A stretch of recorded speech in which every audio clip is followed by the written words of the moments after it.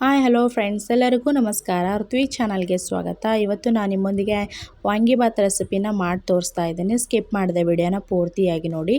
ಈ ವಿಡಿಯೋ ನಿಮಗೆ ಇಷ್ಟ ಆಗಿದ್ರೆ ಪ್ಲೀಸ್ ಸಬ್ಸ್ಕ್ರೈಬ್ ಆಗೋದನ್ನು ಮಾತ್ರ ಮರಿಬೇಡಿ. ಈಸಿಯಾಗಿ ಮತ್ತು ಇನ್ಸ್ಟೆಂಟಾಗಿ ನೀವು ಈ ರೀತಿಯಾಗಿ ವಾಂಗಿಬಾತನ್ನ ನೀವು ಸುಲಭವಾಗಿ ಮನೆಯಲ್ಲೇ ಮಾಡ್ಬೋದು. ನಾನಿಲ್ಲಿ 5 ಬದನೆಕಾಯಿನ ತೊಗೊಂಡಿದ್ದೀನಿ. ಇದು ಮೈಸೂರು ಬದನೆಕಾಯಿನ ತೊಗೊಂಡಿದ್ದೀನಿ. ನಿಮ್ಮ ಮನೇಲಿ ಯಾವುದು ಅವೈಲೇಬಲ್ ಇದೆಯೋ ಅದನ್ನೇ ತೊಗೊಳ್ಳಿ. ಈ ರೀತಿಯಾಗಿ ಉದ್ದವಾಗಿ ಕಟ್ ಮಾಡಿಬಿಟ್ಟು ನಾನು ನೀರಲ್ಲಿ ಹಾಕಿ ಇದಕ್ಕೆ ಉಪ್ಪು ಸ್ವಲ್ಪ ಅರಿಶಿನ ಪುಡಿ ಹಾಕಿ ಚೆನ್ನಾಗಿ ಈ ರೀತಿಯಾಗಿ ತೊಳ್ಕೊಳ್ತೀನಿ. ಈ ರೀತಿ ತೊಳೆಯೋದ್ರಿಂದ ಬದನೆಕಾಯಿ ಕಪ್ಪಾಗೋದಿಲ್ಲ, ಹಾಗಾಗಿ ನಾನು ಈ ನೀರಲ್ಲಿ ತೊಳ್ಕೊಳ್ತಾ ಇದ್ದೀನಿ. ನಂತರ ಒಂದು 4 ಈರುಳ್ಳಿನ ದೊಡ್ಡದಾಗಿ ಹೆಚ್ಚಿಟ್ಕೊಂಡಿದ್ದೀನಿ. 4 ಹಸಿಮೆಣಸಿನ್ಕಾಯಿ ಕೂಡ ಉದ್ದವಾಗಿ ಹೆಚ್ಚಿಟ್ಕೊಂಡಿದ್ದೀನಿ. 2 ರಿಂದ 3 ಟೊಮೆಟೊ ಹಣ್ಣನ್ನ ಸಣ್ಣದಾಗಿ ಹೆಚ್ಚಿಟ್ಕೊಂಡಿದ್ದೀನಿ. ನಂತರ ನಾನು ಗ್ಯಾಸ್ ಆನ್ ಮಾಡಿಬಿಟ್ಟು ಒಂದು ಪಾತ್ರೆ ಇಟ್ಕೊಂಡಿದ್ದೀನಿ. ಪಾತ್ರೆಗೆ 2 ರಿಂದ 3 ಟೀ ಸ್ಪೂನ್ ಅಷ್ಟು ಎಣ್ಣೆ ಹಾಕ್ಕೊಂಡಿದ್ದೀನಿ. ಎಣ್ಣೆ ಕಾದ ನಂತರ ಸ್ವಲ್ಪ ಸಾಸಿವೆ ಜೀರಿಗೆ ಹಾಕ್ಕೊಂಡಿದ್ದೀನಿ. ಸಾಸಿವೆ ಜೀರಿಗೆ ಚಟಪಟ ಸಿಡಿದ ಮೇಲೆ ನಂತರ ಇದಕ್ಕೆ ನಾನು ಹಸಿಮೆಣಸಿನ್ಕಾಯಿ ಕೂಡ ಹಾಕ್ಕೊಂಡು ಇದನ್ನು ಚೆನ್ನಾಗಿ ಫ್ರೈ ಮಾಡ್ಕೊಳ್ತೀನಿ.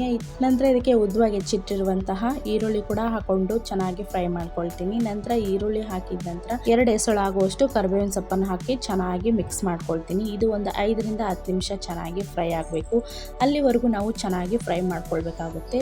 ಈ ರೀತಿ ವಾಂಗಿಬಾತನ್ನು ನೀವು ಮನೆಯಲ್ಲಿ ಇನ್ಸ್ಟೆಂಟಾಗಿ ಮಾಡ್ಕೊಳ್ಬೋದು. ಬೆಳಗಿನ ಬ್ರೇಕ್ಫಾಸ್ಟಿಗೆ ಅಥವಾ ಮಧ್ಯಾಹ್ನದ ಲಂಚ್ ಬಾಕ್ಸ್ಗೂ ಕೂಡ ಈ ರೀತಿಯಾಗಿ ನೀವು ವಾಂಗಿಬಾತನ್ನು ಮಾಡ್ಕೊಳ್ಬೋದು. ನಾನು ಇದಕ್ಕೆ 3 ರಿಂದ 4 ಟೊಮೆಟೊ ಹಣ್ಣನ್ನು ಸಣ್ಣದಾಗಿ ಹೆಚ್ಚಿಬಿಟ್ಟು ಇದಕ್ಕೆ ಹಾಕ್ಕೊಳ್ತಾ ಇದ್ದೀನಿ.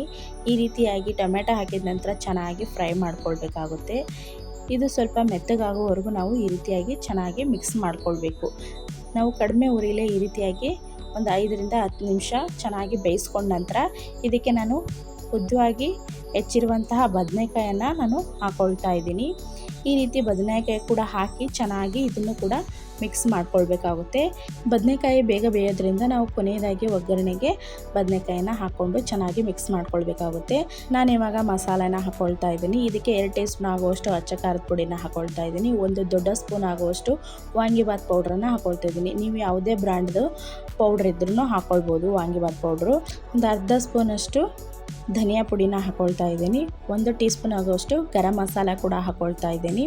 ಈ ರೀತಿಯಾಗಿ ಹಾಕ್ಕೊಂಡ ನಂತರ ಮಸಾಲೆ ಹಾಕಿದ ನಂತರ ಚೆನ್ನಾಗಿ ಮಿಕ್ಸ್ ಮಾಡ್ಕೊಳ್ಬೇಕಾಗುತ್ತೆ.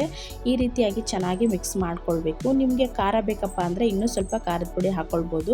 ನಾವಿವಾಗಲೇ ಹಸಿಮೆಣಸಿನ್ಕಾಯಿ ಹಾಕಿರೋದ್ರಿಂದ ಖಾರ ಕೂಡ ಸ್ವಲ್ಪ ಹಾಕಿದ್ದೀನಿ. ನಾನಿಲ್ಲಿ 2 ಗ್ಲಾಸ್ ಆಗುವಷ್ಟು ಜೀರಾ ರೈಸನ್ನು ತೊಗೊಂಡಿದ್ದೀನಿ. ಅದಕ್ಕೆ ನಾನು 4 ಗ್ಲಾಸ್ ಆಗುವಷ್ಟು ನೀರನ್ನು ಹಾಕ್ಕೊಳ್ತಾ ಇದ್ದೀನಿ. ಆದ್ದರಿಂದ ನೀರು ಹಾಕಿದ ನಂತರ ಇದನ್ನು ಚೆನ್ನಾಗಿ ಮಿಕ್ಸ್ ಮಾಡ್ಕೊಳ್ಬೇಕಾಗುತ್ತೆ. ನೀವು ಅಳತೆ ಪ್ರಕಾರನೇ ನೀರು ಹಾಕಿದರೆ ರೈಸು ಉದುರು ಆಗಿರುತ್ತೆ, ಮುದ್ದೆ ಆಗೋದಿಲ್ಲ. ಹಾಗಾಗಿ ನಾವು ಇಲ್ಲಿ 4 ಗ್ಲಾಸ್ ಆಗುವಷ್ಟು ನೀರನ್ನು ಹಾಕ್ಕೊಂಡಿದ್ದೀನಿ. ನಂತರ ಇದಕ್ಕೆ ರುಚಿಗೆ ತಕ್ಕಷ್ಟು ಉಪ್ಪು ಹಾಕ್ಕೊಳ್ತಾ ಇದ್ದೀನಿ. ನೀವು ಉಪ್ಪನ್ನು ಕಡಿಮೆ ಪ್ರಮಾಣದಲ್ಲಿ ಹಾಕೊಳ್ಳಿ, ಮತ್ತೆ ಬೇಕಿದ್ದರೆ ನೀವು ಟೇಸ್ಟ್ ನೋಡಿ ಹಾಕ್ಕೊಳ್ಬೋದು. ಉಪ್ಪು ಜಾಸ್ತಿ ಆದರೆ ತಿನ್ನೋಕ್ಕಾಗಲ್ಲ. ಹಾಗಾಗಿ ನಾನಿಲ್ಲಿ 2 ಗ್ಲಾಸ್ ಆಗೋಷ್ಟು ರೈಸನ್ನು ತೊಗೊಂಡಿದ್ದೀನಿ, ಜೀರಾ ರೈಸನ್ನು ತೊಗೊಂಡಿದ್ದೀನಿ. ಇದನ್ನು 2 ಸಾರಿ ನೀರಲ್ಲಿ ಚೆನ್ನಾಗಿ ತೊಳೆದ್ಬಿಟ್ಟು ಇಟ್ಕೊಂಡಿದ್ದೀನಿ.